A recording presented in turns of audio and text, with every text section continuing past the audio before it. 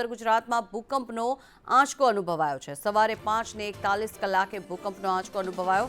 2.7ની તીવ્રતાનો ભૂકંપનો આંચકો ધરોઈ પાસે અનુભવાયો છે। જોકે ધરોઈ પાસે ભૂકંપનું કેન્દ્ર બિંદુ નોંધાયું છે, ત્યારે 2.7ની તીવ્રતાનો ભૂકંપનો આંચકો આવ્યો છે, જેના કારણે થઈને વહેલી સવારે લોકોમાં દોડભાગ મચી ગઈ હતી। મહત્વનું છે કે વારંવાર આ પ્રકારના ભૂકંપના દ્રશ્યો સામે આવતા હોય છે, ત્યારે ફરી એક વખત ધરોઈ પાસે ભૂકંપનું કેન્દ્રબિંદુ નોંધાયું છે, ત્યારે ઉત્તર ગુજરાતમાં ભૂકંપનો આંચકો અનુભવાયો છે। વહેલી સવારે 5:41 ભૂકંપ અનુભવાયો।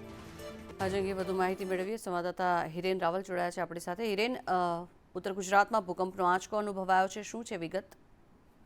સામાન્ય રીતે ઉત્તર ગુજરાતમાં બનાસકાંઠાની બોર્ડર વિસ્તારની અંદર ભૂકંપનો આંચકો નોંધાતો હોય છે, પરંતુ વહેલી સવારે 5:41 ધરોઈ આસપાસ એટલે કે ધરોઈથી 60 કિલોમીટર આસપાસના વિસ્તારની અંદર આ ભૂકંપનો હળવો આંચકો છે તે નોંધાયો છે।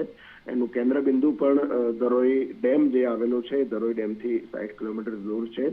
2.7ની આ તીવ્રતાના કારણે એની અનુભવ ઓછો છે, પરંતુ ત્યાં આ આંચકો નોંધાયો છે અને એના કારણે એક સારી સ્થિતિ સિસ્મોલોજીની દ્રષ્ટિએ ગણાય છે કે નાના ભૂકંપના આવા આંચકા આવતા જે મોટી જાનહાનિ છે એને સામાન્ય રીતે ટળતી હોય છે। આભાર સમગ્ર માહિતી બદલ।